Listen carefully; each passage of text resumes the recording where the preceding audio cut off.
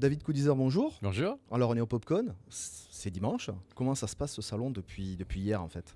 Je suis ravi d'être là parce que je vois un renouveau.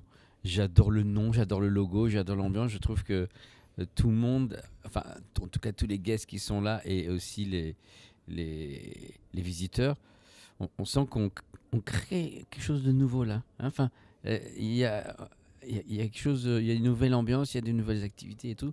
Et je m'y sens bien. De toute façon, c'est une bonne équipe. Alors en parlant de création, c'est un peu ton rayon parce que de la réal, de la mise en scène, beaucoup de choses depuis pas mal d'années. Comment c'est venu cette passion on va dire de la pellicule d'abord et puis ensuite de l'écriture, toutes ces cordes que tu as à ton arc finalement? En fait, assez tôt, moi j'avais 12-13 ans, je commençais à dessiner, je dessinais plutôt bien, et puis je me suis mis à la bande dessinée. J'avais été repéré par un magazine de l'époque de super-héros qui s'appelait Power Man, qui ne doit plus exister aujourd'hui. Et ensuite, ça m'a permis de dessiner aussi pour la télévision, et c'est là que j'ai vu les caméras, etc. Et j'ai eu un déclic, je me suis dit, mais en fait, pourquoi je fais de la bande dessinée? Parce que j'ai pas de caméra. Bande dessinée, c'est du cinéma sans caméra. Ouais. Et quand j'ai eu la caméra, j'ai bifurqué vers l'image animée, etc. Et j'ai commencé à faire des parodies, etc. à 15-16 ans. Et en même temps, j'étais dans une ligue d'improvisation pendant 6 ans. Et j'ai fait pas mal de parodies que j'ai envoyées à MCM à l'époque, qui fonctionnait bien parce qu'il n'y avait pas MTV, il n'y avait pas la TNT, etc. Donc c'est très très vu par les jeunes. On est en 93. Et du coup, j'ai été embauché à MCM comme cadreur, monteur et aussi animateur de 2 heures de direct tous les jours. Et c'est venu parce que je me suis mis juste avec une caméra à faire des sketchs avec les voisins, etc. dans mon quartier, quoi. Et donc là, il y a des sketchs, et puis d'un coup, on passe un petit peu quelque chose, alors je ne vais pas dire un peu plus sérieux, mais c'est une dynamique différente, des courts-métrages. Comment est-ce que, à un moment, on bascule de la parodie à quelque chose d'un peu plus cousu, on va dire, qui peut nous donner des frissons, comme par exemple dans Georges. Comment est-ce qu'on en arrive là, en fait? En fait, c'est le goût des histoires. C'est-à-dire qu'elles soient tristes ou drôles, ce qui compte, c'est l'empathie qu'on crée pour le spectateur. Et le spectateur a envie d'émotions, qu'elles soient positives ou négatives. Oui. On a envie de pleurer, on a envie d'avoir peur, on a envie de rire, etc. Et du coup, ce qui m'intéresse avant tout, c'est l'histoire. Avant le genre et avant l'outil. Donc ça peut devenir du théâtre, ça peut devenir de la bande dessinée, de la radio, de la télé, Oui. et du cinéma. Mais d'abord, je m'intéresse vraiment aux histoires parce que c'est ça qui crée le lien entre le créateur ou ceux qui incarnent l'histoire, c'est-à-dire les comédiens, et le spectateur. Alors, Denise Jardinière, tiens, on va changer de registre.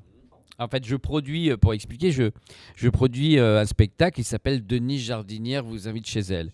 C'est un seul en scène qui a été créé par Thibaut Boisdin. Oui. Et il a commencé il y a 7 ans, en 2012, chez lui. C'était à domicile. C'était à Il domicile, recevait ouais. des amis chez lui en disant « Je vous dis rien, venez à 21h, ce sera une surprise ». Et en fait, il a créé un personnage. Je ne peux pas tout révéler, mais on peut dire que c'est quand même une sorte de vieille gouvernante, un peu dans l'esprit Famille Adams, entre Mary Poppins et Famille Adams, et puis avec quelque part un état d'esprit Eli Kaku comme ça dans l'humour. Complètement. Et on rentre dans une sorte on rentre chez Denise Jardinière. C'est-à-dire que quand j'ai vu ce spectacle il y a 7 ans, je n'avais jamais vu ça en 20 ans. C'est-à-dire que pour moi, c'est un spectacle qui n'a aucun équivalent sur scène. Je peux le dire parce que je n'ai rien fait de ce spectacle. J'ai juste vu et j'ai juste aidé ensuite et j'ai produit. Mais je n'ai pas écrit, je n'ai pas mis en scène. Ça, c'est Thibaut Boisdin. Il y a eu 274 représentations à Paris. Et là, maintenant, on va commencer, donc on va initier la tournée à partir de l'année prochaine, la rentrée, avec cet été à Avignon, 23 dates, donc tous les jours à 22h au théâtre La Tache d'Ancre à Avignon. En fait, c'est une expérience plus que un spectacle. Et en plus, complètement. En plus, on a la chance d'avoir... alors, on a quasiment zéro média parce qu'on ne veut pas trop montrer. Oui. Vous ne trouverez pas grand-chose sur Internet, il n'y a pas d'images, etc. Et on ne veut rien montrer. Donc, ça devient un peu le spectacle le plus mystérieux de l'histoire du théâtre parce qu'on ne voit rien. Et il y a beaucoup, et c'est grâce au bouche-à-oreille depuis 7 ans que le public vient. Et on a la chance d'avoir des geeks. Quand je dis geeks, c'est-à-dire que c'est des gens qui reviennent, mais jusqu'à 20 fois voir le spectacle, parce que c'est jamais la même représentation. Toujours des Il y a une différences. partie participative, etc. Donc ça bouge. Et du coup, on commence à avoir des fans qui reviennent pour déceler le petit truc et tout, parce que c'est véritablement un puzzle en fait, ce spectacle. Le futur des projets, on a entendu parler d'un clip humanitaire. Pour une cause. C'est passé sur Once Upon a Team il y a 3 jours. Ouais, sur mon compte Instagram. Donc on s'est dit, tiens, ça peut être intéressant peut-être d'en savoir plus. On peut en parler, oui. En fait, c'est à l'initiative d'un ami comédien qui s'appelle Jos Berliou et qui a été très affecté par une actualité forte qui est alors ça va pas être joyeux, mais c'est les tortures qui ont actuellement lieu dans les camps tchétchènes envers les homosexuels ou prétendus tels, puisque le président tchétchène a déclaré dans les médias si votre enfant est homo, lavez votre honneur en famille ou l'État s'en chargera. En gros, il dit aux familles de tuer leur enfant ou sinon la police viendra les chercher pour les mettre dans des camps. Et on a aujourd'hui des témoignages qui commencent à venir des rescapés qui nous racontent vraiment, je ne vais pas passer les détails, mais l'horreur de ce qui s'y passe. Et moi, ça m'a affecté dans le sens où je me dis que je fais un constat, c'est pas une cause contre l'homophobie, etc. Ça va plus loin que ça, c'est envers une torture contre des êtres humains. Oui. Et là, on laisse faire torturer des gens innocents. Parce que c'est juste, soit ils sont homo, mais pas le rouge, c'est sur le drapeau, voilà, paf, ça pourrait être n'importe quelle excuse finalement. Demain, ça sera contre les gauchers, demain, ça sera contre... Pour toi, c'est le point de vue tout court, on ne fait pas ça à qui que ce soit, point. La torture humaine, voilà. Et quand Jos m'a parlé de ça il y a quelques mois, il m'a dit que ça fait 1 an qu'il essaie de créer quelque chose autour de ça pour bouger. Et moi, j'ai dit, mais attends, moi, je réfléchis pas. Je te produis le spot et je le réalise. Donc j'ai réuni une équipe, tous solidaires, tous bénévoles, techniques, les comédiens, etc. Et on a tourné, donc il y a très peu de temps, un plan de séquence assez fort. Et j'offre les droits en fait de ce spot à qui voudra le diffuser. Le but, c'est et j'ai écrit une charte éthique pour faire respecter un certain nombre de choses, c'est-à-dire de dire qu'on l'offre. Personne ne doit toucher de l'argent des vues sur YouTube ou quoi que ce soit, ou en vente en télévision. Et nous, on ne sera pas dans le générique. C'est-à-dire que le but, c'est de ne pas faire de la pub de ma société, de moi en tant que réalisateur ou les comédiens. Le but, c'est d'utiliser en fait ce qu'on sait faire, parce que face à l'indignation avec Facebook, on voit des horreurs et puis on est triste 2 secondes parce qu'après on voit un chat qui pète et puis c'est marrant. Bon. Voilà. Mais qu'est-ce qu'on fait et je me suis senti coupable de dire je suis indigné par des choses mais je fais rien. Et en même temps je me dis bah ouais mais je peux rien faire, moi je suis pas politique, je vais pas aller en Tchétchénie. Et là je me dis, j'ai un flash, j'ai dit mais il suffit de faire ce qu'on sait faire. Qu'est-ce que je sais faire? Écrire un peu, réaliser, produire. Eh bien je vais faire ce que je sais faire au service d'une cause. Et puis si cette vidéo peut servir à être diffusée au maximum, et là on a déjà plus de 200 partenaires, associations jusqu'à Amnesty International, etc., jusqu'en Australie, ça représente pour l'instant un potentiel de 20 millions de vues. Et le but, c'est pas d'avoir 20 millions de vues, chouette, on a fait plus que Squeezie, c'est pas ça. C'est de dire que ce spot va servir à créer peut-être des pétitions, des débats dans des émissions, on va le donner aux talk-shows français, etc. C'est un support pour dire, tiens, il faut parler un peu de ça, etc. On pourrait parler plein d'autres choses, tu vois, il y a eu des horreurs aussi en Afrique, enfin il y a des horreurs partout dans le monde. Mais aujourd'hui on vit dans un monde connecté où on sait les choses, on les sait. Donc c'est ce qui s'est passé avec le printemps arabe, c'est grâce à Twitter, ce qui s'est passé aussi récemment en Algérie, etc. Les soulèvements de foule, etc. Et donc il faut utiliser les réseaux sociaux pour ça aussi, de dire que maintenant que l'on sait, c'est ce que dit le spot à la fin, maintenant que l'on sait de quel côté de l'histoire on veut faire partie. Oui, c'est ça. Voilà. Parce qu'un jour, on va devoir avoir ça sur notre conscience, comme il y a eu les horreurs au Rwanda ou même pendant la guerre aussi. Tu vois. Bon. Coudi cartonne.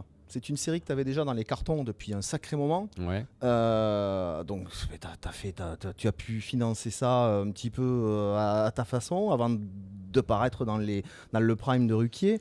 Enfin, c'est pas un prime, mais en tout cas, avant de passer chez Ruquier, Ouais. il y a eu quand même un antécédent, puisque ça fait depuis 2009 qu'il y a quelques épisodes qui Ouais, ont même avant, été... parce que 2007, 2007, en 2007, fait, il y a voilà. eu 10 épisodes qui sont passés sur France 3. Oui. C'était pendant la période estivale, donc on savait qu'il y avait Oui. que 10 émissions, donc 10 épisodes. Oui, c'est un contrat. Mais oui, ça voilà. date d'encore d'avant, parce que, encore une fois, quand j'étais ado, quand je faisais des parodies, j'avais pas les moyens d'avoir des décors. Donc spontanément, j'ai fait des décors en carton. Et c'est devenu un atout. Un défaut peut devenir un atout. On se dit, Oui, d'accord. autant Complètement. pousser le truc en disant ça s'appelle Ma Télé Cartonne. Aujourd'hui, ça s'appelle Coudi Cartonne pour les enfants Oui, de la oui, télé, oui. tous les dimanches sur France 2. Et en fait, je me suis dit, mais c'est génial, ça donne. Il fallait, avec ce concept, donc que je résume en gros pour ceux qui connaissent pas, c'est en fait je parodie des émissions de télé ou des séries dans un univers tout en carton, comme si j'étais C'est tout ça. seul chez moi, homemade, en faux tourné monté, etc. Et je fais tous les personnages moi-même, je me parle à moi-même, etc. Et je me dis, en fait, c'est enfantin. Tous les gamins ont fait ça, en fait. Oui. Tous les gamins s'enferment dans leur chambre, se regardent dans le miroir, mettent un chapeau de cow-boy, ils font bonjour, je suis cow-boy, machin. C'est-à-dire que, en fait, j'ai rien inventé. Tous les gamins découpent des fusées en carton, etc. Et je pense que c'est ça qui m'intéresse, c'est de donner l'impression au public que c'est facile à faire, même s'il y a quand même une équipe derrière, etc.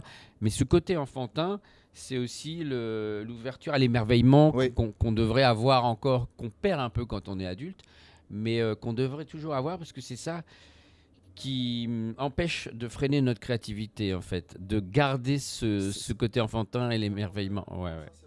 Ça implique vraiment de regarder peut-être parfois des programmes complètement borderline, enfin qui sont qui sont pas forcément ce que tu as l'habitude de regarder.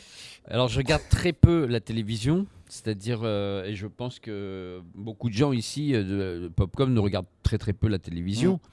Parce qu'aujourd'hui c'est Internet, etc. Ouais, c'est un peu ça. le choix qu'on a d'aller chercher ce qu'on veut, etc. Donc même si je ne suis pas tout à fait de la génération des trentenaires, j'ai gardé ça, ce côté enfant chez moi. Mais je le vois, il y a des choses intéressantes en télévision quand on va chercher. Et ce qui m'intéresse dans la parodie, c'est de parodier des émissions que j'aime. Oui. L'idée n'est pas de régler ses comptes, l'idée n'est pas d'être moqueur ou méchant envers des émissions qu'on n'aime pas ou des animateurs, animatrices qu'on n'aime pas. Le but, c'est d'aller taquiner, d'aller chercher comme un caricaturiste. Mais, et en plus, le principe de Coudi Cartonne, c'est de cartonner ce qui cartonne, c'est-à-dire des émissions cultes qui fonctionnent et d'aller titiller un petit peu. Mais le seul petit secret en fait de Coudi Cartonne, c'est que je ne dis que la vérité. Sauf que j'appuie. Je dis la vérité de ce que sont les animateurs, les mécaniques d'émissions, etc. Récemment, j'ai fait la parodie des chaînes info. Je me suis un peu moqué des chaînes info. Et du coup, j'avais trouvé l'idée de faire, tu sais, les bandeaux qui défilent, les breaking news. J'ai fait avec un rouleau de papier toilette qui défile. Et c'est vraiment là, je suis déguisé en journaliste et je tourne avec une cuillère en bois et tu vois vraiment le texte qui défile parce que c'est écrit en marqueur. Hein? C'est une cuillère à Guillaume? Cuillère, pas changer, assiette pour fromage. Voilà. On va te remercier d'être venu sur cette merci, édition en Terre Sainte du côté de Toulouse, là où on dit le mot chocolatine. Et les poches. Et les poches, hein, et le moins. Et moins. Plus ou moins.